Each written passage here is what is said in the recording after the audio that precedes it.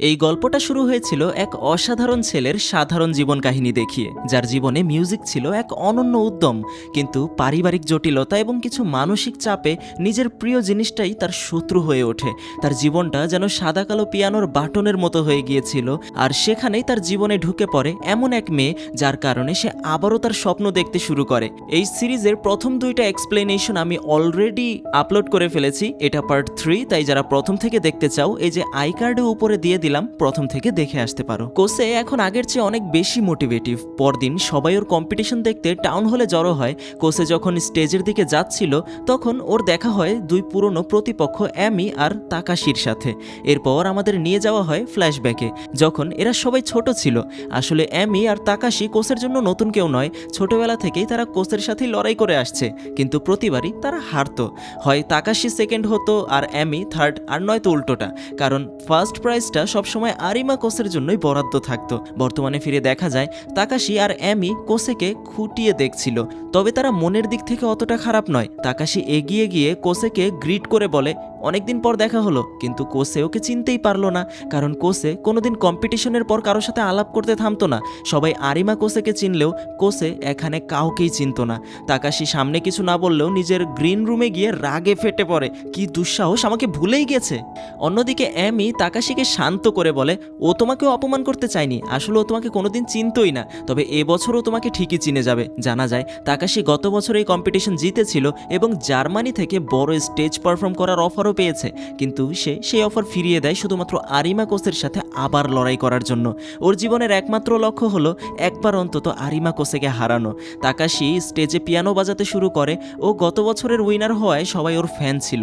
ছোটবেলায় তাকাশি যখন প্রথমবার কোসেকে বাজাতে দেখেছিল তখন থেকেই সে কোসের ফ্যান হয়ে গিয়েছিল। তার স্বপ্ন ছিল তার আইডল কোসের মতো হওয়া, তাকে ছাড়িয়ে যাওয়া। তাকাশির বাজনা ছিল প্রায় নিখুঁত, ওর মুখে ভয়ের ছাপ থাকলেও সেটা ওর মিউজিককে নষ্ট করতে পারেনি। কোসে আর অ্যামি একসাথে ওর পারফরমেন্স দেখে মুগ্ধ হয়। স্টেজ থেকে নামার পর তাকাশির পা কাঁপছিল। গতবারের চ্যাম্পিয়ন হয়েও এবার সে খুবই নার্ভাস ছিল, কারণ সামনে আরিমা কোসে। কোসে এগিয়ে এসে তাকাশির প্রশংসা করে বলে তুমি সত্যি অসাধারণ বাজিয়েছো, আমি তোমার পারফরমেন্স দেখে চোখ সরাতে পারিনি। নিজের আইডলের মুখে প্রশংসা শুনে তাকাশির রাগ মুহূর্তে জল হয়ে যায়। অ্যামি তো অবাক, একটু আগে যে ছেলেটা কোসেকে ধ্বংস করার কথা বলছিল সে এখন খুশিতে গলে যাচ্ছে। এবার আসে অ্যামির পালা। সুবাকি বলে যে সে তাকাশি আর অ্যামিকে ভালোভাবেই চেনে। ছোটবেলায় কোসে যখন ফার্স্ট হতো এরাই সেকেন্ড থার্ড হতো। বতারি টিপ্পনি কেটে বলে তুমিও এমন গর্ব করছো যেন কোসে তোমার নিজের ছেলে। তবে সুবাকি আর কাউরি একটা জিনিস খেয়াল করে, কোসে চলে যাওয়ার পর তাকাশির মিউজিক অনেক উন্নত হয়েছে, কিন্তু অ্যামির পারফরমেন্স খুবই অদ্ভুত হয়ে গেছে। সে কখনো থার্ড হয়, কখনো ফিফথ, আবার কখনো কোয়ালিফাইও হতে পারে না। যে মেয়ে সবসময় সেকেন্ড হতো তার এমন অবস্থা কেন? তাকাশি আর অ্যামির টিচারেরাও নিজেদের মধ্যে কথা বলছিলেন যে অ্যামি কেন আগের মতো পারফর্ম করতে পারছে না। অ্যামির টিচার তখন আসল রহস্য ফাঁস করেন। তিনি বলেন যে তাকাশি আর অ্যামির লক্ষ্য এক হলেও তাদের ভাবনার ধরন একদম আলাদা। তাকাশি কোসের অনুপস্থিতিতে নিজেকে নিংড়ে দিয়ে প্র্যাকটিস করেছে যাতে সে কোসেকে ছাড়িয়ে যেতে পারে। অন্যদিকে কোসে চলে যাওয়ার পর অ্যামির মনে হয়েছিল তার কম্পিটিশনটাই বুঝি শেষ হয়ে গেল, সে পিয়ানো বাজানোর আগ্রহটাই হারিয়ে ফেলছিল। অ্যামির ব্যাক স্টোরিতে দেখা যায় ছোটবেলায় সে যখন প্রথমবার কোসেকে বাজাতে দেখেছিল তখন সুরের মূর্ছনায় সে এতটাই আবেগপ্রবণ হয়ে পড়েছিল যে তার চোখে জল চলে এসেছিল। সেদিনই সে ঠিক করেছিল সেও কোসের মতো মহান শিল্পী হবে। কোসে পিয়ানো ছেড়ে দেওয়ার পর তার সেই অনুপ্রেরণাটাই যেন ফুরিয়ে গিয়েছিল, কিন্তু কোসে ফিরে আসায় অ্যামি যেন প্রাণ ফিরে পেল। অ্যামি যখন পিয়ানো বাজাতে শুরু করে তখন তার পারফরমেন্স ছিল সবার থেকে আলাদা। গত 2 বছরে তাকে কেউ এভাবে বাজাতে দেখেনি। সে তার পুরো হৃদয় ঢেলে দিচ্ছিল। মনে হচ্ছিল এই বাজনা সে বিচারক বা অডিয়েন্সের জন্য নয়, বরং শুধুমাত্র কোসের জন্য বাজাচ্ছে।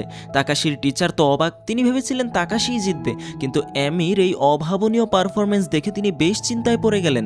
জাজেদের কাছেও অ্যামির এই সাবলীল ভঙ্গি খুবই পছন্দ হয়। কোসে আবারও অনুভব করে তার সাদাকালো পৃথিবীটা যেন অ্যামির সুরের ছোঁয়ায় রঙিন হয়ে উঠছে। অ্যামির পর এবার মঞ্চে আসার পালা কোসের। কোসে নিজে যতটা না নার্ভাস ছিল তার চেয়ে কয়েক গুণ বেশি টেনশনে ছিল সুবাকি। কোসে আদৌ কি বাজাতে পারবে তো? কোসে যখন বাজাতে শুরু করলো তখন সবাই খুশি হয়ে গেল। তাকাশি আর অ্যামিও দেখছিল যে কোসে আগের মতোই নিখুঁতভাবে বাজাচ্ছে, একটা নোটও ভুল হচ্ছে না। মনে হচ্ছিল সে কোনো মানুষ নয়, বরং এক যন্ত্র যে কোনো ভুল করতেই পারে না। কিন্তু মাঝপথে হঠাৎ কোসের চোখের সামনে তার মায়ের ছায়া ভেসে ওঠে।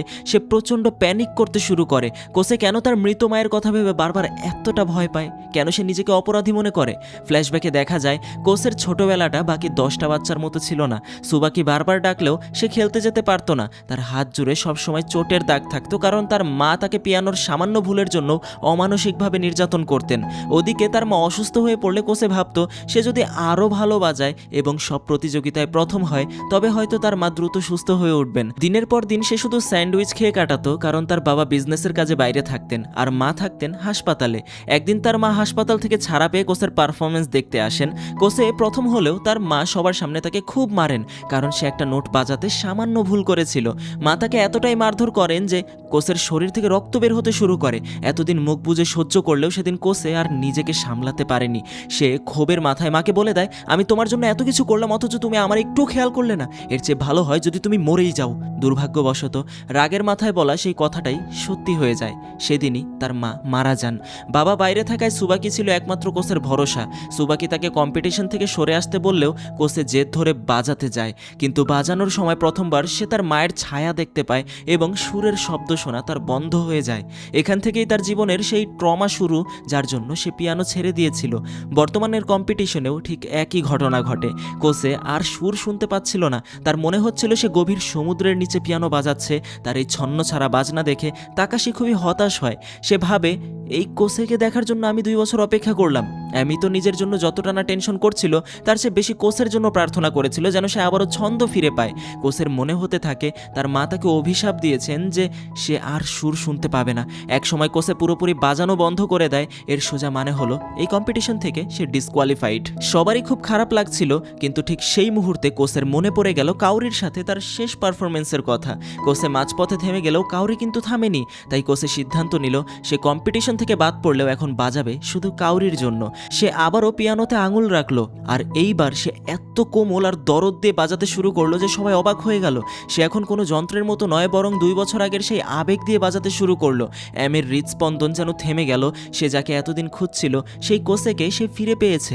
এমনকি উপস্থিত বাচ্চারাও কাঁদতে শুরু করলো, কারণ সেই মিউজিক সবার হৃদয়ে গিয়ে লাগছিল। বিচারকরাও নিজেদের আবেগ ধরে রাখতে পারছিল না। পারফরমেন্স শেষে সবাই দ্বিধায় ছিল যে হাততালি দিবে কিনা, কারণ কোসে শুরুতে বাজিয়েছিল একদম যান্ত্রিকভাবে, মাঝপথে বাজালো এমন এক শিশুর মতো যে পিয়ানোর কিচ্ছু জানে না, আর শেষে বাজালো এমন এক সুর যা সবার প্রাণ ছুঁয়ে গেল। মনে হচ্ছিল 3 জন আলাদা মানুষ আলাদা সময় পিয়ানো বাজাচ্ছে, কিন্তু কোসের তাতে কিচ্ছু আসে যায় না। সে জানতো সে ডিসকোয়ালিফাইড, কিন্তু এই সুর তো সে জেতার জন্য বাজায়নি, এটি ছিল শুধু কাউরির জন্য। অডিয়েন্সের একদম পেছনের সারিতে সে আবারও তার মায়ের ছায়া দেখতে পেল, কিন্তু এবার সে মুখে কোনো শয়তানি হাসি ছিল না, ছিল এক মমতাময় হাসি, সেই মা যে তাকে ভালোবাসতো। প্রধান বিচারক ক্ষিপ্ত হয়ে বললেন যে কোসে এই পবিত্র মঞ্চকে মজা বানিয়ে ফেলেছে, কিন্তু সেখানে উপস্থিত জাপানের বিখ্যাত এক পিয়ানো বাদক কোসের বাজনা শুনে হাততালি দিলেন। স্টেজ থেকে বের হওয়ার পর সেই বিচারক যখন আবারও কোসেকে অপমান করছিলেন, তখন সেই মহিলা সামনে এসে বললেন, ওই বুড়োর কথায় কান দিও না, বয়সের ভারে ওর বুদ্ধি কমে গেছে। কোসে তাকে চিনতে পারছিল না। তখন তিনি কোসের গাল টেনে দিয়ে বলেন, আমায় ভুলে গেলে? আমি হিরোকো। কোসে অপ্রস্তুত হয়ে ক্ষমা চাইল, কারণ হিরোকো তার চুলের স্টাইল বদলে ফেলেছিলেন। হিরোকো ছিলেন কোসের মায়ের প্রিয় বন্ধু। বতারি তো কান্নাকাটি করতে শুরু করে দিল যে কোসে এত সুন্দর এক মহিলাকে চেনে অথচ পরিচয় করিয়ে দেয়নি। কাউরি জানালো যে হিরোকো জাপানের অন্যতম বড় পিয়ানো বাদক। সুবাকিরও মনে পড়ে গেল যে মা মারা যাওয়ার পর আগে হিরোকো রোজ তাদের বাড়িতে আসতেন। হিরোকো কোসেকে জড়িয়ে ধরলেন, কারণ কোসে তার কাছে নিজের ছেলের মতো। হিরোকো দুষ্টুমি করে জিজ্ঞাসা করলেন, তা তোমার গার্লফ্রেন্ড কে? ওই ছোট চুল না বড় চুল? কোসে মানা করে দিল যে ওরা তার শুধু বন্ধু, কিন্তু হিরোকো অভিজ্ঞ কণ্ঠে বললেন, তুমি আমায় মিথ্যে বলতে পারো, কিন্তু তোমার মিউজিক বলছে তুমি সুরটা এমন কারোর জন্য বাজিয়েছো যাকে তুমি মনে প্রাণে ভালোবাসো। কোসে নিজে এটা বিশ্বাস করতে পারছিল না, কারণ সে জানতো কাউরি বতারিকে পছন্দ করে। কোয়ালিফিকেশনের লিস্টে অ্যামি কোয়ালিফাই করলো আর তাকাশি ফার্স্ট হলো, কিন্তু তাকাশি খুশি হতে পারলো না, কারণ তার সুপার হিরো কোসে হেরে গেছে। পরদিন কাউরির কাছে একটা মেইল এলো, টাউন হল থেকে তাদের ইনভাইট করা হয়েছে একটা গালা কনসার্টে পারফর্ম করার জন্য। কোসে ঠিক করলো এবার সে কাউরিকে নিরাশ করবে না। সে হিরোকোর কাছে গিয়ে অনুরোধ করলো তাকে আবারও ছোটবেলার মতো পিয়ানো শেখাতে। তাদের কঠোর ট্রেনিং শুরু হলো। গালা কনসার্টের জন্য তারা যে গানটি বেছে নিল তা ছিল love's joy and love's sorrow. এটি ছিল সেই সুর যা কোসের মা তাকে ঘুমপাড়ানি গান হিসেবে শোনাতেন। এটি বাজাতে গিয়ে কোসে আবার আবেগপ্রবণ হয়ে পড়ল। সে হিরোকোকে জিজ্ঞাসা করলো, মা কি আমায় খুব ঘৃণা করতেন? হিরোকো তাকে বুঝিয়ে বললেন, কোনো মা তার সন্তানকে ঘৃণা করতে পারে না। সেদিন তুমি যখন নিজের অধিকারের জন্য রুখে দাঁড়িয়েছিলে, তোমার মা ভেতরে ভেতরে খুব খুশি হয়েছিলেন। তার প্রকাশের ধরন হয়তো ভুল ছিল, কিন্তু তিনি তোমাকে সব থেকে বেশি ভালোবাসতেন। কোসের নতুন উদ্যমে কাউরির সাথে দিনরাত প্র্যাকটিস করতে লাগলো সে। একদিন প্র্যাকটিস করতে করতে এত রাত হয়ে গেল যে কোসেকে কাউরিদের বাড়ি পৌঁছে দিতে হলো। কাউরির বাবা প্রথমে রেগে গেল, কোসের পরিচয় পেয়ে তাকে রাজার মতো আপ্যায়ন করতে শুরু করলেন। কাউরি হাসতে হাসতে বলল, আমার বাবা মা তোমার অনেক বড় ফ্যান, তুমি যখন ছোটবেলায় বাজাতে তারা সব সময় তোমার পারফরমেন্স দেখতেন। কোসের খ্যাতি এখন পুরো শহরে ছড়িয়ে পড়েছে, কিন্তু এত নামডাক হওয়ার পরেও সে যেন আগের মতো সেই সুর আর খুঁজে পাচ্ছিল না। প্র্যাকটিসের চাপে সে যখন ক্লান্ত, তখন কাউরি সিদ্ধান্ত নিল সবকিছু থেকে একটা ব্রেক নেওয়া দরকার। তাই তারা রাতের অন্ধকারে স্কুলে গিয়ে বাজি পোড়ানোর পরিকল্পনা করলো। সবাই যখন আড্ডা দিচ্ছিল তখন গ্রীষ্মের ছুটি নিয়েও কথা উঠলো। ছুটি পড়লেও পড়াশোনার চাপে তাদের এক্সট্রা ক্লাস নিতেই হবে। কিন্তু নাওচান হঠাৎ একটা গম্ভীর প্রশ্ন করে বসলো। সে কোসে আর কাউরিকে জিজ্ঞাসা করলো, তোমাদের দুজনের পরিকল্পনা কি? তোমরা তো এক্সট্রা ক্লাস নিচ্ছ না, তাহলে কি তোমরা শুধু মিউজিক নিয়েই থাকবে? কারণ ভবিষ্যতে তো তোমাদের মিউজিশিয়ান হওয়ার কথা নয়, তাই না? এই কথাটা শুনে কাউরির হাসিটা যেন মিলিয়ে গেল। সে একটু উদাস হয়ে বলল যে ভবিষ্যতের কথা সে এখনো ভাবেনি, তবে পরক্ষণেই নিজেকে সামলে নিয়ে মুচকি হেসে বলল, ভবিষ্যতে কি করব জানি না, কিন্তু এই কনসার্টে আমি আমার 100% দেব। অবশেষে প্রতীক্ষার অবসান ঘটিয়ে কনসার্টের দিন চলে এলো। অডিয়েন্সের মধ্যে ছদ্মবেশে এক রহস্যময়ী মেয়ে বসেছিল, যে নিজের মুখ ঢেকে রেখেছিল যাতে কেউ তাকে চিনতে না পারে। কিন্তু অ্যামির টিচার তাকে চিনতে মাত্র 2 মিনিট সময় নিলেন। হ্যাঁ, ওটা ছিল অ্যামি, যে শুধুমাত্র কোসের বাজনা শোনার জন্য সেখানে এসেছিল। সবাই চলে এলেও কাউরির কোনো পাত্তা নেই, সে কারোর ফোন তুলছে না, কোনো খবরও নেই। কোসে বিরক্ত হয়ে ভাবছিল, মেয়েটা এত দায়িত্বজ্ঞানহীন হয় কিভাবে? সারা মাস আমার মাথা খেলো কনসার্টের জন্য, আর এখন নিজেই নেই। শো শুরু হওয়ার সময় হয়ে যাচ্ছিল, কিন্তু কাউরি না এলে তো পারফরমেন্স বাতিল করতে হবে। হিরোকো সময় বাঁচানোর জন্য এক শিশুকে অনুরোধ করলেন তাদের জায়গায় আগে বাজিয়ে নিতে, কিন্তু সেই শিশুটা বেশ কড়া মেজাজে মানা করে দিল। সে বলল, যে মেয়ে মিউজিকের কদর করতে পারে না, যে এত বড় একটা দিনে দেরি করে আসে, আমি কেন তার জন্য স্যাক্রিফাইস করব? হিরোকোর তো ইচ্ছা করছিল ওকে একটা চর মারতে, কিন্তু কোসে বুঝতে পারলো ছেলেটা ভুল কিছু বলেনি। কারো দায়িত্বজ্ঞানহীনতার জন্য শো নষ্ট হতে দেওয়া যায় না। তাই কোসে সিদ্ধান্ত নিল সে একাই স্টেজে উঠবে। অবাক হয়ে ভাবছিল কাউরি কোথায়, কারণ অনেকে শুধু কাউরি আর কোসেকে একসাথে দেখার জন্য এসেছিল। কোসে বাজাতে শুরু করলো, আর বরাবরের মতো আবারও তার মায়ের ছায়া তার সামনে ভেসে উঠল। তবে এবার হিরোকোর বলা সেই কথাটা ওর কানে বাজছিল, কোনো মা তার সন্তানকে ঘৃণা করতে পারে না। গল্পের এই পর্যায়ে হিরোকোর পয়েন্ট অফ ভিউ থেকে আসল সত্যিটা বেরিয়ে আসে। কোসের মা সাকি আসলে কখনোই চাননি যে তার ছেলে পিয়ানোবাদক হোক। ঘটনাটা ঘটেছিল অনেক আগে। হিরোকো একবার তার স্বামীর সাথে ঝগড়া করে সাকিদের বাসায় এসেছিলেন। হিরোকো ছিলেন একজন পিয়ানোবাদক, তাই রাগের মাথায় তিনি পিয়ানো বাজাচ্ছিলেন। তখন ছোট্ট কোসে হিরোকোকে শান্ত করার জন্য নিজেই পিয়ানো বাজাতে শুরু করে। অতটুকু বাচ্চার আঙুলের ছোঁয়ায় এত সুন্দর সুর শুনে হিরোকো স্তম্ভিত হয়ে গিয়েছিলেন। হিরোকোর মাথাতেই প্রথমবার এই আইডিয়া আসে যে কোসে একজন জিনিয়াস, তাই ওকে প্রফেশনাল পিয়ানো শেখানো উচিত। সাকি প্রথমে রাজি হচ্ছিলেন না, কারণ তিনি জানতেন এই জগৎটা কতটা কঠিন। কিন্তু পরে তিনি কেন কঠোর হলেন? কারণ তিনি জানতেন তার হাতে সময় কম, তিনি অসুস্থ। কোসের বাবা সবসময় বাইরে থাকেন। সাকির মৃত্যুর পর কোসে একদম একা হয়ে যাবে। কোসে না পড়াশোনায় ভালো ছিল, না খেলাধুলায়। তার একমাত্র সম্বল ছিল পিয়ানো। তাই সাকি চেয়েছিলেন কোসেকে এতটাই নিখুঁত বানাতে যেন সে পিয়ানোর জোরেই সারা জীবন সম্মানের সাথে বেঁচে থাকতে পারে। কোসেকে কাঁদতে দেখে সাকির নিজের বুকটা ফেটে যেত, কিন্তু ছেলের ভবিষ্যতের কথা ভেবে তিনি নিজের ভেতরে এক ভিলেন তৈরি করেছিলেন। তিনি চেয়েছিলেন কোসে তাকে ঘৃণা করলেও যেন নিজের পায়ে দাঁড়াতে পারে। হিরোকো আজও নিজেকে দোষ দেন যে তিনি যদি সাকিকে ওই আইডিয়াটা না দিতেন, তবে হয়তো মা ছেলের সম্পর্কটা এত তিক্ত হতো না। ওদিকে কোসেও ধীরে ধীরে বুঝতে শুরু করে যে ওই ছায়াগুলো তার মনের ভুল। তার মা আসলে তাকে অভিশাপ দেননি, বরং তার মা তার সুরের মধ্যেই বেঁচে আছেন। মায়ের সাথে কাটানো সেই সুন্দর মুহূর্তগুলো, মায়ের ঘুমপাড়ানি গান আর আদর, সবই কোসের মনে পড়তে থাকে। কোসে এখন বুঝতে পারে যে তার মা তাকে কতটা ভালোবাসতেন। মায়ের সেই কঠোরতা আসলে কোনো ঘৃণা ছিল না, ছিল আগলে রাখার এক আপ্রাণ চেষ্টা। ওই উপলব্ধি হতেই কোসের ভেতরের সব ভয় কেটে যায়। মায়ের সেই কালো ছায়াটা অদৃশ্য হয়ে যায় এবং আবারও পূর্ণ উদ্যমে পিয়ানো বাজাতে শুরু করে সে। তবে এবার সে বাজাচ্ছিল শুধু তার মায়ের জন্য, যাতে স্বর্গে বসে মা তার সুর শুনতে পান।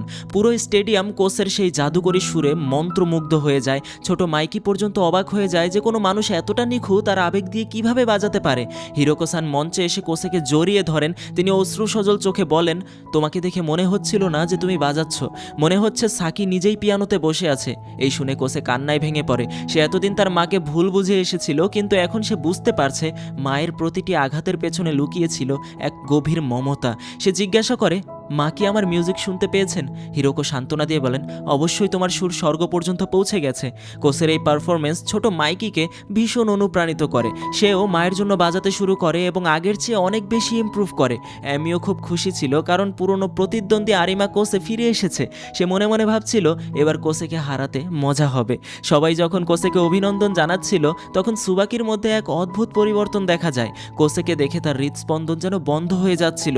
সে হুট করেই কোসের সামনে খুবই ফর্মাল ব্যবহার করতে শুরু করে। সুবাকি নিজেই বুঝতে পারছিল না তার চোখে জল কেন আসছে।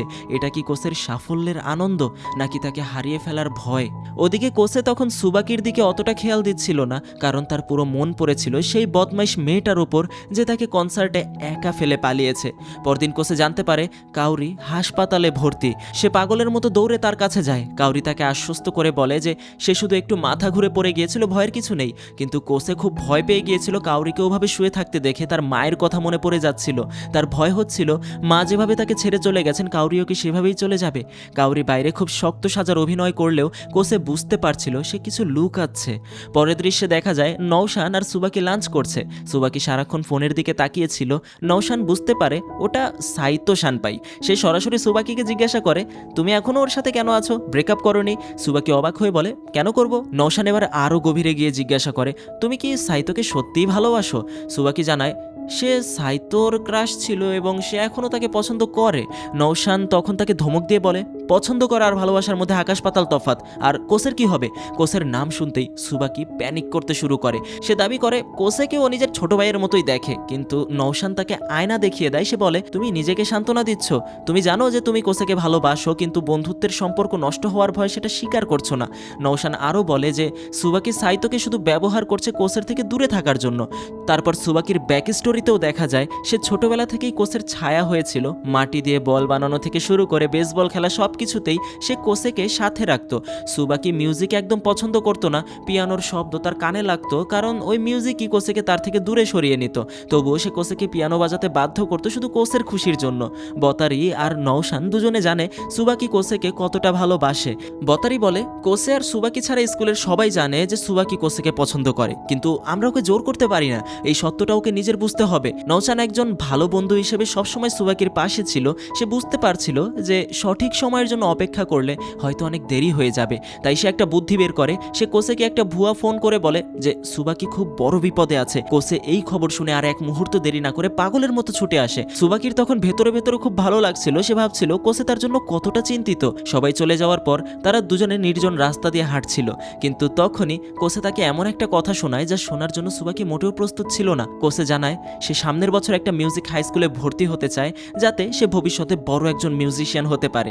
কিন্তু সেই স্কুলটি অনেক দূরে, যার মানে হলো কোসেকে এই এলাকা ছেড়ে চলে যেতে হবে এবং অন্য কোথাও থাকতে হবে। এই কথা শুনে সুবাকি তার চোখের জল ধরে রাখতে পারে না। কোসে তার এত কাছে ছিল শুধুমাত্র তারা প্রতিবেশী বলে, কিন্তু কোসে যদি দূরে চলে যায় তবে সে কি সুবাকিকে মনে রাখবে? এখন থেকেই সে অনেক কিছু এড়িয়ে চলা শুরু করেছে। সুবাকি কাঁদতে কাঁদতে সেখান থেকে পালিয়ে যায়। তার মনে হচ্ছিল কোসের জন্য হয়তো তাকে ভুলে যাওয়া সহজ, কিন্তু সুবাকির পক্ষে অসম্ভব। সুবাকির মনে এই অস্থিরতা তার খেলাধুলায় প্রভাব ফেলে এবং নওশান সেটা তৎক্ষণাৎ ধরে ফেলে। যদিও কোসে সেই স্কুলের অ্যাডমিশন পাবে কি না তা এখনও নিশ্চিত নয়, কারণ সেখানে ভর্তি হওয়া খুবই কঠিন। কিন্তু সেখানে চান্স না পেলেও হিরোকো-সান তাকে বিদেশে পাঠিয়ে দেবেন। অর্থাৎ যে কোনোভাবেই সুবাকি কোসেকে হারাতে চলেছে। সে ভাবতে থাকে হয়তো এক বছরের মধ্যেই কোসে তাকে পুরোপুরি ভুলে যাবে। অন্যদিকে সাইতোর সাথে হাঁটার সময় সাইতো তাকে জানায় যে সে অন্য একজনকে পছন্দ করে, বেসবল টিমের ম্যানেজারকে। আসলে সাইতো ইনডিরেক্টলি সুবাকির সাথে ব্রেকআপ করতে চাইছিল। সে এটা নিজের স্বার্থে করেনি, বরং সুবাকির ভালোর জন্যই করছে। সাইতো জানতো সুবাকি শুধু কোসেকেই ভালোবাসে, কিন্তু সে নিজের মুখে তা স্বীকার করবে না। তাই সাইতো নিজে সরে দাঁড়ায় যাতে সুবাকি তার আসল অনুভূতিটা বুঝতে পারে। সুবাকি তার কাছে ক্ষমা চায় সবকিছু নষ্ট করার জন্য, কিন্তু সাইতো তাকে অভয় দেয়। সুবাকি স্কুলের পিয়ানো রুমে গিয়ে একা কাঁদতে কাঁদতে পিয়ানো বাজাচ্ছিল।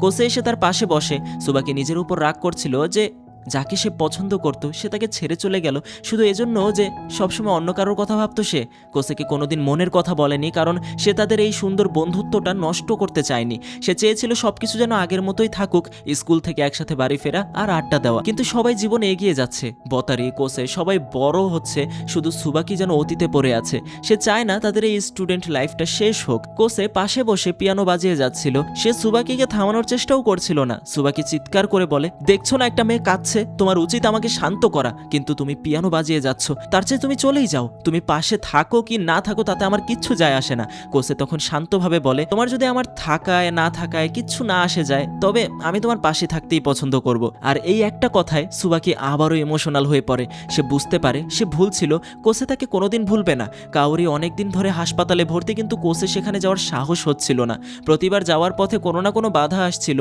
কখনো বিড়াল কখনো কাক।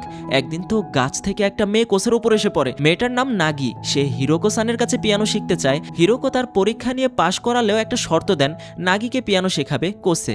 হিরোকো পরে রিসার্চ করে জানতে পারে যে এই নাগি আসলে কোসের প্রতিপক্ষ তাকাশির বোন। এদিকে কোসে অনেকদিন হাসপাতালে না যাওয়ায় কাওরি নিজেই তাকে ফোন করে। সে রেগে গিয়ে বলে তোমার সমস্যা কি, সবাই রোজ আমাকে দেখতে আসে, তুমি আসো না কেন? কোসে অবাক হয়ে যায় যে কাউরির কাছে তার ফোন নাম্বার আছে। সে তো ভেবেছিল কাউরি তাকে ভালো বন্ধুই মনে করে না, কিন্তু কাউরি যখন নিজেই তাকে ডাকছে কোসে কথা দেয় যে সে কাল অবশ্যই আসবে এবং সাথে কাউরির প্রিয় কেক নিয়ে আসবে। কাউরি মনে মনে খুশি হয়। কিছুক্ষণ পর কাউরির হাসপাতালে হাঁটতে হাঁটতে হঠাৎ পা কাজ করা বন্ধ করে দেয়। সে অসহায়ভাবে মেঝেতে বসে পড়ে আর পাগলের মতো কাঁদতে শুরু করে। ঠিক তখনই আমরা জানতে পারি তার হাসপাতালে ভর্তি হওয়ার আসল কারণ। কম্পিটিশনের ঠিক আগের রাতে এভাবেই তার পা অবশ হয়ে গিয়েছিল।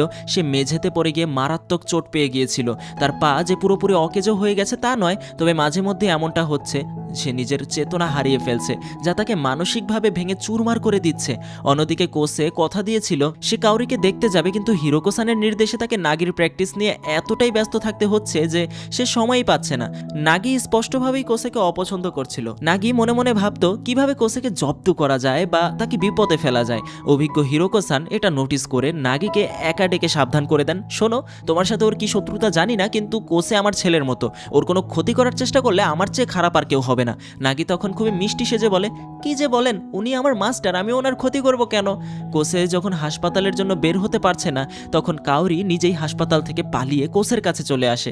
যদিও সে বাহানা দেয় যে বতারির সাথে দেখা করতে এসেছিল, কিন্তু কোসেকে পেয়ে সে তাকে নিয়ে শপিংয়ে বের হয়। কোসে তাকে স্কুল ড্রেসে দেখে একটু আশ্বস্ত হয়। সে ভেবেছিল কাউরি হয়তো আর কোনোদিন স্কুলে ফিরবে না, কিন্তু অনেকক্ষণ শপিং করার পর কোসে লক্ষ্য করে যে কাউরির সাথে তার স্কুল ব্যাগ নেই। সে ধরে ফেলে যে কাউরি ড্রেস পরে হাসপাতাল থেকে লুকিয়ে এসেছে শুধুমাত্র কোসের সাথে দেখা করতে। ফেরার পথে কাউরি হঠাৎ কোসেকে জড়িয়ে ধরে অনেকক্ষণ কাঁদে। কোসের খুব ইচ্ছা করছিল কারণটা জিজ্ঞাসা করতে, কিন্তু সে নিজেকে আটকে নেয়, কারণ সে জানে কাউরি তার বন্ধুর প্রেমিকা, তার নয়। পরের কয়েকদিন নাগিকে শেখাতে গিয়ে কোসে তাকে খুবই বকাঝকা করে, কারণ কোসে নিখুঁত পিয়ানো বাজানো পছন্দ করে। নাগি একদিন কাঁদতে কাঁদতে সেখান থেকে পালিয়েও যায়। কোসে তাকে মানাতে পেছনে পেছনে যায় আর তাদের মধ্যে একটা সুন্দর বন্ডিংও তৈরি হয় ধীরে ধীরে। নাগি জানায় সে পিয়ানো বাজানো শুরু করেছিল তার দাদাকে খুশি করার জন্য, কারণ তাকাশি সবসময় কোসেকে হারানোর নেশায় মত্ত থাকতো আর নাগিকে এড়িয়ে চলতো। তাই নাগি কোসেকে তার শত্রু মনে করত, কারণ কোসে তার দাদাকে তার থেকে ছিনিয়ে নিয়েছে। কিন্তু কোসেকে কাছ থেকে চিনে তার সেই ভুল ভেঙে যায়। কোসেও তার সিক্রেট জানায় যে সে একজনকে পছন্দ করে, কিন্তু কোনোদিন তা বলতে পারবে না, কারণ সেই মেয়েটা তার বন্ধুকে ভালোবাসে। নাগি তাকে পরামর্শ দেয় নিজের ফিলিংস লুকিয়ে না রাখতে। নাগি হাসি মুখে কোসেকে ক্ষমা করলেও তাকে একটু জব্দ করার জন্য তার জামায় লিপস্টিকের দাগ লাগিয়ে দেয়। পরের দিন কোসে যখন হাসপাতালে যায়, বতারি আর নৌচান সেই লিপস্টিকের দাগ দেখে তাকে নিয়ে মজা করতে শুরু করে, কিন্তু কাউরি হঠাৎ ভীষণ সিরিয়াস হয়ে যায়। সে কোসের উপর চিৎকার করে বলে তুমি বাচ্চাদের শিখিয়ে সময় নষ্ট করছো কেন, তোমার নিজের প্র্যাকটিস করার কথা। কোসে যখন নিজেকে ডিফেন্ড করছিল কাউরি হঠাৎ কাঁদতে শুরু করে। কোসের মনে হলো কাউরির আচার আচরণ হুবহু তার মায়ের মতো হয়ে যাচ্ছে। তার মাও অসুস্থ হওয়ার আগে কোসেকে খুব ভালোবাসতেন, কিন্তু অসুস্থ হওয়ার পর চরম কঠোর হয়ে গিয়েছিলেন শুধু কোসেকে পারফেক্ট বানানোর জন্য। আজ কাউরিও তাই করছে। এই ভয়ঙ্কর মিল দেখে কোসে সিটিয়ে যায়। সে কাউরিকে ওভাবে হারিয়ে ফেলার ভয়ে তাকে এড়িয়ে চলতে শুরু করে। তার মনে হচ্ছিল কাউরির কাছে গেলেই সে তার মায়ের সেই যন্ত্রণাদায়ক স্মৃতিগুলো ফিরে পাবে। সুবাকি তাকে হাসপাতালে যাওয়ার জন্য জোরাজোরি করলেও কোসে ভয়ে আর যেতে চায় না। নওচান একসময় সুবাকিকে জিজ্ঞাসা করে তুমি কোসেকে এত জোর করছো কেন? ও যদি কাউরির সাথে দেখা করতে না চায় তবে তোমার জন্যই তো ভালো, তুমি তো মনে মনে সেটাই চাইতে, তাই না? সুবাকি তখন জানায় যে সে শুধু চায় কোসে একটু ভালো থাকুক। কোসে ইদানিং খুবই উদাস হয়ে পড়েছে আর সে তার মনের কষ্ট লুকাতে জানে না।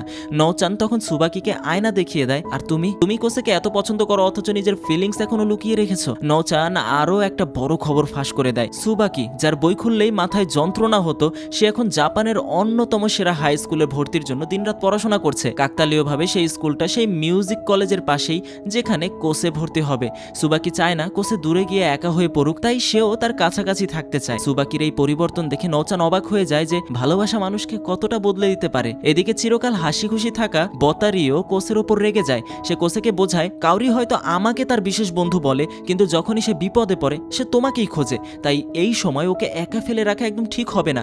অবশেষে কোসে কাউরিকে দেখতে যায়, কিন্তু সেখানে গিয়ে সে এক হৃদয় বিদারক খবর পায়। ডাক্তার জানিয়ে দিয়েছেন যে কাউরি হয়তো আর কোনোদিন ভায়োলিন বাজাতে পারবে না। এই কথা শুনে কোসে একদম ফেটে পড়ে। সে বলে, আমি যখন বলেছিলাম পিয়ানো বাজাতে পারবো না তখন তুমি তো আমাকে লাথি মেরে স্টেজে পাঠিয়েছিলে, আর এখন তুমি নিজে হার মেনে নিচ্ছ। সে কাউরির সব চকলেট খেয়ে নিয়ে রাগে সেখান থেকে চলে যায় এবং মনে মনে প্রতিজ্ঞা করে যে সে কাউরিকে আবার অনুপ্রাণিত করবে। কোসে বাড়ি ফিরেই নাগিকে অনুরোধ করে স্কুলের কালচারাল ইভেন্টে তার সাথে পারফর্ম করার জন্য। নাগি রাজি হলেও সে ভীষণ নার্ভাস ছিল। হিরোকো-সান বুঝতে পারেন নাগির সাথেও ঠিক সেটাই হচ্ছে যা ছোটবেলায় কোসের সাথে হয়েছিল। নাগি খুব ভালো পিয়ানো বাজালেও অনেকে তাকে নিয়ে কটূক্তি করত যে সে শুধু দেখতে সুন্দর বলেই এত কদর পায়। হিরোকো তাকে সাহস দিয়ে বলেন, এত অল্প বয়সে হার মেনো না, স্টেজে যাও, নিজের টিচারের নাম উজ্জ্বল করো। কেউ যদি তোমার বিরুদ্ধে কিছু বলে তাকে আমি দেখে নেব। ইভেন্টের দিন নাগির দাদা তাকাশিও সেখানে উপস্থিত ছিল। সে জানতো না যে নাগির টিচার আসলে কোসে। স্টেজে যখন কোসে আর নাগি একসাথে পিয়ানো বাজাতে শুরু করলো, শুরুতে কোসে যেন সব আলো নিজের দিকেই কেড়ে নিচ্ছিল। সে এত দ্রুত আর চমৎকার বাজাচ্ছিল যে নাগি প্রায় কেঁদেই ফেলছিল। কিন্তু হিরোকো-সান বুঝতে পারলেন কোসে আসলে নাগিকে নিচু দেখাচ্ছে না, বরং সে নাগিকে আরো উঁচুতে তোলার চেষ্টা করছে, ঠিক যেমনটা কাউরি কোসের সাথে করেছিল। নাগিও জেদ ধরে নিজের 100% দিতে শুরু করে। তাকাশি তো অবাক যে তার বোন মাত্র 2 মাসে এতটা ইমপ্রুভ করলো কিভাবে। কোসে আর নাগি যেন একে অপরের সাথে কম্পিটিশন করছিল আর অডিয়েন্সকে দেখিয়ে দিচ্ছিল এক নিখুঁত পারফরমেন্স। ওদিকে হাসপাতালের বিছানায় শুয়ে কাউরি পুরো পারফরমেন্সটি শুনছিল, কারণ বতারি তাকে ফোন কল দিয়ে রেখেছিল। সেই সুর শুনে কাউরি অচেতন মনেই নিজের ইমেজিনারি ভায়োলিন বাজাতে শুরু করে। তার চোখের কোণে জল আর মুখে হাসি ফুটে ওঠে। কোসে তার কথা রেখেছে। সব শেষে এই অনবদ্য পারফরমেন্স দেখে অডিয়েন্স মুগ্ধ হয়ে যায়। তাকাশি এখন যেমনটা ঈর্ষান্বিত ছিল তার চেয়ে বেশি খুশি ছিল, কারণ তার আইডল আরিমা কোসে সেই পুরনো ছন্দে ফিরে এসেছে। সে কোসেকে ডিসেম্বর মাসের প্রতিযোগিতার জন্য চ্যালেঞ্জ ছুড়ে দেয়। কোসে এই খবরটা কাউরিকে দিতে হাসপাতালে যায়। কাউরি তখন হাসপাতালে ছোট বাচ্চাদের গান শোনাচ্ছিল। কোসে যখন জোর করে তাকে নিজের পারফরমেন্স শোনায়, কাউরি প্রথমে একটু বিরক্ত হয়। সে বলে, তুমি জানো আমি আর ভায়োলিন বাজাতে পারবো না, তবুও কেন আমার সাথে এভাবে উস্কাচ্ছ? কিন্তু কোসে দমে যাওয়ার পাত্র নয়। সে দৃঢ় কণ্ঠে বলে, তোমাকে চেষ্টা করতেই হবে। আমি চাই আমরা দুজনে আরো একবার একসাথে স্টেজে দাঁড়াই। কোসের এই অদম্য জেদ দেখে কাউরি আর পিছিয়ে থাকতে পারলো না। সে নিজের বাবা মায়ের অনুমতি নিয়ে ডাক্তারকে অনুরোধ করে তার সার্জারি বা অস্ত্রোপচারের জন্য। কাউরি আসলে ফ্রিডরিক অ্যাট্রাক্সিয়া নামের এক বিরল জেনেটিক রোগে আক্রান্ত ছিল, যা ধীরে ধীরে মানুষের স্নায়ু পেশিকে অকেজো করে দিচ্ছিল। সাধারণত এই রোগে আক্রান্তরা 16-17 বছরের বেশি বাঁচে না। কাউরি জানতো তার সময় ফুরিয়ে আসছে, তবুও সে শুধু কোচের সাথে শেষবার পারফর্ম করার আশায় এই বড় অপারেশনের ঝুঁকিটা নিতেই চায়। ডাক্তার তাকে সতর্ক করে দেন যে অস্ত্রোপচার সফল হলে সে কিছুটা সময় পাবে, কিন্তু ব্যর্থ হলে সে তখনই মারা যেতে পারে। তবুও কাউরি এই জীবন মরণ ঝুঁকি নিতে রাজি হয় এবং ফিজিওথেরাপি শুরু করে। এদিকে সুবাকি পুরো স্কুলে আলোচনা বিষয় হয়ে দাঁড়িয়েছিল যে সুবাকি পড়াশোনায় একদমই কাঁচা ছিল। সে এখন পরীক্ষার রেজাল্টে সবাইকে তাক লাগিয়ে দিচ্ছে। দিনরাত এক করে সে শুধু কোচের কাছাকাছি থাকার জন্য পড়াশোনা করছে। তবে তার মনে এক অজানা ভয় কাজ করছিল, যদি কোচে সেই স্কুলে চান্স না পায়। নওচান তাকে সাহস দিয়ে বলে, তুমি চিন্তা করো না, কোচে যদি কম্পিটিশন জিতে তবে ওর চান্স নিশ্চিত, বরং তুমি ওর প্রতি আর একটু খেয়াল দাও। নওচান বুদ্ধি দেয় যে সুবাকি যেন রাতে কোচের জন্য খাবার নিয়ে ওর বাড়িতে যায়। নওচান নিজে কোনোদিন কাউকে ডেট না করলেও তার রিলেশনশিপ অ্যাডভাইসগুলো কিন্তু বেশ কাজের। সুবাকি যখন কোচের বাড়িতে যায় সে দেখে কোচে নিজের দিকে কোনো খেয়ালই নেই। সে ঘরের মেঝেতে অগোছালোভাবে পড়েছিল, তার চুলগুলো অনেক বড় হয়ে গিয়েছিল। সুবাকি নিজের হাতে কোচের চুল কেটে দেয়। সে কাউরিকে নিয়ে কিছুটা ঈর্ষান্বিত থাকলেও কোচের উন্নতির জন্য সে মনে মনে খুশিই ছিল। একসময় সুবাকি কোচেকে সোজাসুজি জিজ্ঞাসা করে বসে, তুমি কি কাউরিকে পছন্দ করো? কোচে অকপটে স্বীকার করে নেয়, হ্যাঁ আমি ওকে ভালোবাসি। এই শুনে সুবাকি হিতাহিত জ্ঞান হারিয়ে ফেলে। সে রাগের মাথায় বলে ওঠে, তুমি জানো কাউরি বতারিকে পছন্দ করে, তবুও কেন ওর পেছনে লেগে আছো? তুমি কি জানো না অন্য কেউ তোমাকে কত আগে থেকে ভালোবাসে? আর সেই মেয়েটা হলাম আমি। এভাবেই ভুলবশত সুবাকি নিজের মনের কথা কোচের সামনে উগরে দেয়, কিন্তু কথাটা বলেই সে লজ্জায় আর ভয়ে কোচেকে একটা লাথি মেরে সেখান থেকে দৌড়ে পালায়। কোচে এটাকে নিছক মজা ভেবে উড়িয়ে দেয়, কারণ সুবাকি সবসময় ওর সাথে ঝগড়ার খুনসুটি করে এসেছে আজ পর্যন্ত। কিন্তু সুবাকির জন্য এটা কোনো মজা ছিল না। এরপর সুবাকি আর কোচের সামনে আসার সাহস পাচ্ছিল না। অন্যদিকে কোচে তার অনুভূতির ব্যাপারে পরিষ্কার ছিল। সে বতারিকেও জানিয়ে দেয় যে সে কাউরিকে পছন্দ করে। বতারি তাতে বিন্দুমাত্র রাগ করেনি, কারণ সে শুরু থেকেই জানতো কোচে আর কাউরির মধ্যে এক গভীর টান আছে। কিন্তু তারা যখন হাসপাতালে কাউরিকে দেখতে যায় তখন সেখানে এক থমথমে পরিবেশ তৈরি হয়। কাউরির শারীরিক অবস্থার মারাত্মক অবনতি হয়েছিল। পরে পরের দিন স্কুলে বতারি সবাইকে কাউরির অবস্থার কথা জানায়। সুবাকি আর এক মুহূর্ত সময় নষ্ট না করে কাউরির সাথে দেখা করতে যাওয়ার সিদ্ধান্ত নেয়। সুবাকি জানতো এই মুহূর্তে কোচের মুখোমুখি হওয়া তার পক্ষে সম্ভব নয়, কারণ সে নিজেও মানসিকভাবে বিধ্বস্ত। তাই সে হিরোকো-সানের কাছে যায় যাতে তিনি কোচের খেয়াল রাখতে পারেন। হিরোকো নিজেও খুব ভয়ে ছিলেন, কারণ কোচের জীবনে সেই পুরনো অন্ধকার অধ্যায় আবার ফিরে আসছিল। কোচে পুরোপুরি ভেঙে পড়ে, হিরোকোকে বলে মিউজিক আমার কাছ থেকে সব কেড়ে নিল। প্রথমে মা চলে গেলেন, আর এখন আমি যাকে ভালোবাসলাম সেও আমায় ছেড়ে চলে যাচ্ছে। এরই মধ্যে কোচে কাউরির একটা চিঠি পায়, যেখানে কাউরি তার প্রিয় চকলেটের আবদার করছিল। কোচে হাসপাতালে গিয়ে কাউরিকে ছাদের উপর নিয়ে যায়। কোচে যখন বলে সে মিউজিক ছেড়ে দেবে, কাউরি তাকে মনে করিয়ে দেয় সে কোচের দেওয়া আশার উপর ভিত্তি করেই এই মরণপণ অস্ত্রোপচারের সিদ্ধান্ত নিয়েছে। কাউরি তার শরীরের শেষ বিন্দু শক্তি দিয়ে দাঁড়িয়ে পিয়ানো বাজানোর ভঙ্গি করে কোচেকে দেখায় যে সে লড়াই ছাড়ছে না। কাউরি প্রথমবারের মতো স্বীকার করে যে সে সুবাকিকে ঈর্ষা করে, কারণ সুবাকি কোচের ছোটখাটো সব কথা জানে, যা জানার সময় কাউরির কাছে নেই। সে কাঁদতে কাঁদতে নিজের অসহায়ত্ব আর কোচের সাথে বেঁচে থাকার আকুতি প্রকাশ করে। অবশেষে সেই দিনটা আসে যেদিন কাউরির অপারেশন আর কোচের ফাইনাল কম্পিটিশন। কোচে পিয়ানোর সামনে বসে যখন চোখের জল ফেলছিল, ঠিক তখন অডিয়েন্সের ভেতর থেকে সুবাকির চিৎকার তাকে জাগিয়ে তোলে। সে বুঝতে পারে সে একা নয়, সুবাকি, বতারি, নৌচান সবাই তার সাথে আছে। কোচে তার জীবনের শ্রেষ্ঠ অথচ বেদনাদায়ক পারফরমেন্সটি শুরু করে। বাজাতে বাজাতে সে কাল্পনিক এক জগতে পৌঁছে যায়, যেখানে কাউরি এসে তার সাথে ভায়োলিন বাজাতে শুরু করে। কিন্তু পারফরমেন্সের শেষ মুহূর্তে কাউরি আলোর মতো মিলিয়ে যায়। কোচে বুঝতে পারে অপারেশন ব্যর্থ হয়েছে, কাউরি আর বেঁচে নেই। কোচে থামেনি, সে চেয়েছিল তার শেষ সুরটুকু যেন স্বর্গে কাউরির কান পর্যন্ত পৌঁছায়। কাউরির শেষকৃত্যের পর তার বাবা মা কোচেকে একটা চিঠি দেন। কাউরির শেষকৃত্যের পর তার বাবা মা কোচেকে একটা চিঠি পাঠান। বছর ঘুরে এপ্রিল মাস চলে এলেও কোচের সাহস হচ্ছিল না সেই চিঠি খোলার। ওদিকে সুবাকি লজ্জায় আর দুঃখে কোচের সামনে আসছিল না, কিন্তু নৌচানের কাছে বারবার কোচের খবর নিচ্ছিল। নৌচান তাকে সাহস দিয়ে বলে তুমি সুবাকি হয়ে ওর পাশে দাঁড়াও, ওকে করুণা দেখানোর দরকার নেই। নৌচান স্বীকার করে যে সে প্রচুর বই পড়ে প্রেমের এই জ্ঞান অর্জন করেছে। অবশেষে কোচে কাউরির সেই চিঠিটা খোলে।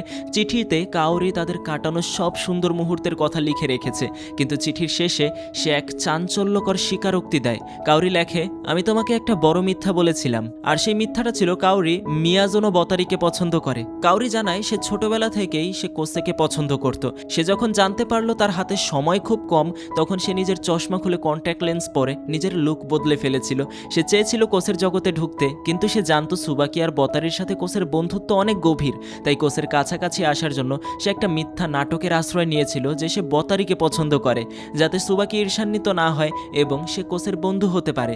চিঠির শেষে কাউরি লিখেছিল যে সে কোচেকে কতটা ভালোবাসে এবং সে দুঃখিত যে সে তাকে একা ফেলে চলে যাচ্ছে। এই চিঠিটা পড়ে কোচে বুঝতে পারে কাউরি তার জীবনে আসার জন্যই সেই মিথ্যে ইয়োর লাই ইন এপ্রিল বলেছিল। কিছুক্ষণ পর কোচে যখন রাস্তার পাশে মন খারাপ করে দাঁড়িয়েছিল, সুবাকি হুট করে এসে তাকে লাথি মারে আর বলে তুমি কি ভেবেছো কাউরি চলে গেছে বলে তুমি একা হয়ে গেছো? আমি সারা জীবন তোমার সাথে থাকবো, আঠার মতো থাকবো। সুবাকির এই চিরচেনা ব্যবহার কোচেকে মনে করিয়ে দেয় যে জীবন থেমে থাকে না। কাউরির স্মৃতি আর সুবাকির সঙ্গ নিয়ে কোচে আবারও নতুন করে বাঁচার প্রেরণা পায়। কাউরির সেই শেষ চিঠিতেই লুকিয়েছিল তার জীবনের সব থেকে বড় রহস্য। সে কোচেকে জানায় যে কেন সে হঠাৎ কোচের জীবনে ধূমকেতুর মতো এলো, আর কেনই বা তাকে পিয়ানো বাজানোর জন্য এত জোর করত। চিঠিতে কাউরি লিখেছে তুমি আমায় চিনতে না, কিন্তু আমি তোমাকে সেই ছোটবেলা থেকেই চিনি। যখন আমার বয়স 5 বছর, তখন আমি তোমাকে প্রথমবার পিয়ানো বাজাতে দেখেছিলাম। সেই সুর আমার হৃদয়ে স্পর্শ করে গিয়েছিল। সেই যে অ্যামির পাশে ছোট্ট মেয়েটা বসে কোচের বাজনা শুনছিল, সে আর কেউ নয় বরং স্বয়ং কাউরি। আগে কাউরি নিজেও পিয়ানো বাজাতো, কিন্তু কোচেকে দেখার পর সে তার বাবা মায়ের কাছে গিয়ে বায়না ধরে যে সে পিয়ানো ছেড়ে দেবে এবং ভায়োলিন শিখবে। তার জীবনের একমাত্র লক্ষ্য ছিল একদিন সে কোচের সাথে স্টেজ শেয়ার করবে। ভায়োলিন শেখা শুরু করলেও কাউরির মধ্যে কোচের সামনে গিয়ে কথা বলার মতো সাহস ছিল না।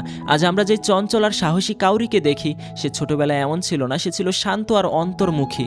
সে কোচেকে দূর থেকে দেখত, কিন্তু কথা বলতে সাহস পেত না, কারণ কোচে ছিল একজন জিনিয়াস আর কাউরি নিজেকে খুব সাধারণ মনে করত। তারা একই স্কুলে পড়লেও কোচে কোনোদিন কাউরির অস্তিত্ব টের পায়নি। কিন্তু যেদিন কাউরি জানতে পারলো যে সে আর বেশি দিন বাঁচবে না, সেদিন সে সিদ্ধান্ত নিল আর ভয় পেয়ে লাভ কি। সে তার অপূর্ণ সব ইচ্ছা পূরণ করতে শুরু করলো। প্রাণ ভরে কেক খাওয়া, মিউজিকে নিজের ইচ্ছা মতো সুর তোলা, আর সবশেষে কোচের সাথে যোগাযোগ করা। কাউরি চিঠিতে স্বীকার করেছে যে তার জীবনের সব থেকে বড় মিথ্যা ছিল সে বতারিকে পছন্দ করে।